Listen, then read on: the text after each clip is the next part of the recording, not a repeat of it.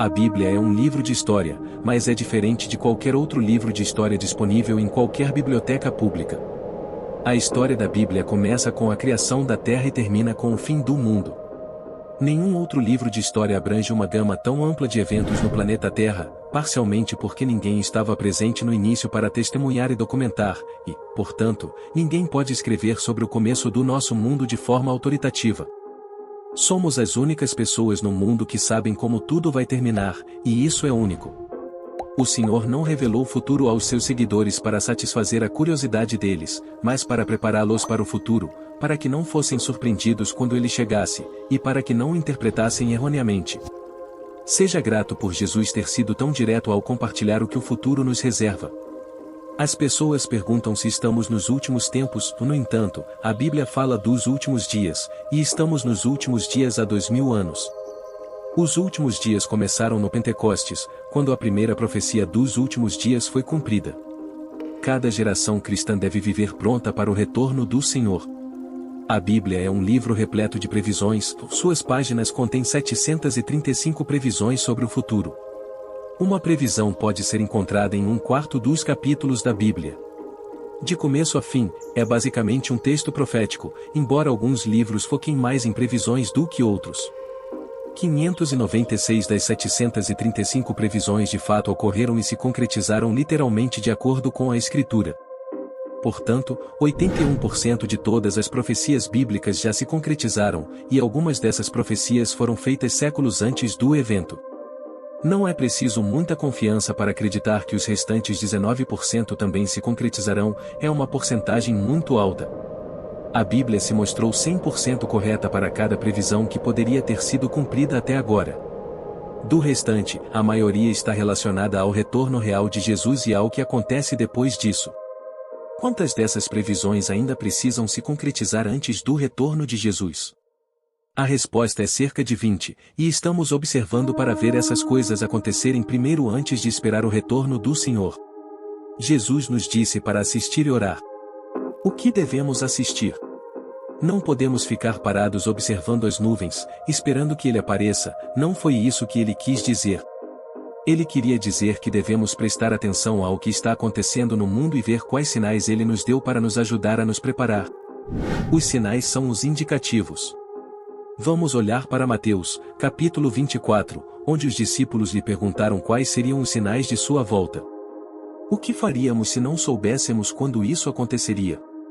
Para a pergunta deles, Jesus deu uma resposta direta e inequívoca. Podemos agradecer a Deus por ele ter respondido de maneira tão clara. No livro do Apocalipse, ele dá uma resposta muito mais detalhada e abrangente. Mas aqui ele oferece uma lista dos sinais que precederão sua chegada. Os discípulos se aproximaram de Jesus em segredo enquanto ele estava sentado no Monte das Oliveiras. Mais tarde, Jesus sentou-se no Monte das Oliveiras, seus discípulos foram até ele em particular e disseram: Dize-nos, quando acontecerão essas coisas? E qual será o sinal da tua vinda e do fim do mundo? Jesus respondeu: Cuidado, que ninguém os engane. Pois muitos virão em meu nome, dizendo: Eu sou o Cristo, e enganarão a muitos. Vocês ouvirão falar de guerras e rumores de guerras, mas não tenham medo. É necessário que tais coisas aconteçam, mas ainda não é o fim. Nação se levantará contra nação, e reino contra reino. Haverá fomes e terremotos em vários lugares. Tudo isso será o início das dores.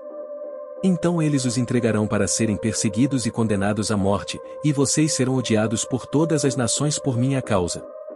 Naquele tempo, muitos ficarão escandalizados, trairão e odiarão uns aos outros, e numerosos falsos profetas surgirão e enganarão a muitos. Devido ao aumento da maldade, o amor de muitos esfriará, mas aquele que perseverar até o fim será salvo. E este evangelho do reino será pregado em todo o mundo como testemunho a todas as nações, e então virá o fim. Quando vocês virem o sacrilégio terrível o que foi predito pelo profeta Daniel, no lugar santo, quem lê, entenda, então, os que estiverem na Judeia fujam para os montes. Quem estiver no telhado de sua casa não desça para tirar dela coisa alguma. Quem estiver no campo não volte para pegar seu manto. Como serão terríveis aqueles dias para as grávidas e para as que estiverem amamentando. Orem para que a fuga de vocês não aconteça no inverno nem no sábado. Por que haverá então uma tribulação tão grande como nunca houve desde o princípio do mundo até agora, nem jamais haverá? Se aqueles dias não fossem abreviados, nenhuma carne seria salva. Mas, por causa dos eleitos, aqueles dias serão abreviados. Naqueles dias, se alguém disser a vocês: vejam, aqui está o Cristo, ou, ele está ali, e não acreditem. Pois aparecerão falsos cristos e falsos profetas que realizarão sinais e maravilhas para, se possível, enganar os eleitos. Fiquem atentos, e eu os avisei de tudo antecipadamente. Assim, se lhe disserem, ele está lá no deserto, e não saiam, ou, ele está lá dentro da casa, e não acreditem. Pois assim como o relâmpago sai do oriente e se mostra no ocidente, assim será a vinda do Filho do Homem. Onde houver um cadáver, aí se ajuntarão os abutres. Logo depois da tribulação daqueles dias o sol escurecerá, e a lua não dará a sua luz, as estrelas cairão do céu, e os poderes celestes serão abalados. Então, no céu, aparecerá o sinal do Filho do Homem, e todas as nações da terra se lamentarão e verão o Filho do Homem vindo nas nuvens do céu com poder e grande glória. E ele enviará os seus anjos com grande som de trombeta, e reunirão os seus eleitos dos quatro ventos, de uma outra extremidade dos céus. Da figueira aprendam esta lição, assim como ela fica ramificada e produz folhas, vocês sabem que o verão está próximo. Da mesma forma, quando virem todas essas coisas, saibam que ele está próximo, às portas. Eu lhes asseguro que não passará esta geração até que todas essas coisas aconteçam.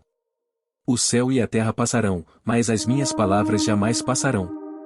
Quanto àquele dia e à hora ninguém sabe, nem os anjos dos céus, nem o Filho, senão somente o Pai. Portanto, vigiem, porque vocês não sabem em que dia virá o seu Senhor. Mas entendam isto, se o dono da casa soubesse a que hora da noite o ladrão estava vindo, ele teria ficado de guarda e não teria permitido que a sua casa fosse arrombada. Por isso, vocês também estejam preparados, porque o Filho do Homem virá numa hora em que vocês menos esperam. Quem é, pois, o servo fiel e sensato a quem seu senhor confiou os outros servos para lhes dar o alimento no devido tempo? Feliz o servo cujo senhor o encontrar fazendo assim quando voltar. Digo a verdade, dele o colocará como encarregado de todos os seus bens. Mas se o servo mal pensar consigo mesmo, de meu senhor demora-se, e começar a bater nos seus conservos e a comer e a beber com os beberrões, o senhor daquele servo virá num dia em que ele não o espera e numa hora que não sabe, irá separá-lo e o fará sofrer o mesmo destino dos hipócritas, ali haverá choro e ranger de dentes. Jesus está nos dizendo que, quando virmos todos esses eventos acontecendo, sabemos que estamos chegando lá. Essa analogia da figueira não é uma alegoria, é uma simples analogia baseada em experiências cotidianas, como Jesus frequentemente apresentava em seu ensino. Você vê a figueira fazendo isso, você sabe que o verão está chegando, e ele virá da mesma forma quando você notar esses quatro sinais, você sabe que estamos perto. Infelizmente, muitos cristãos têm interpretado isso como uma alegoria. Para encerrar, qual é uma canção de adoração que o ajudou a se sentir mais próximo de Deus?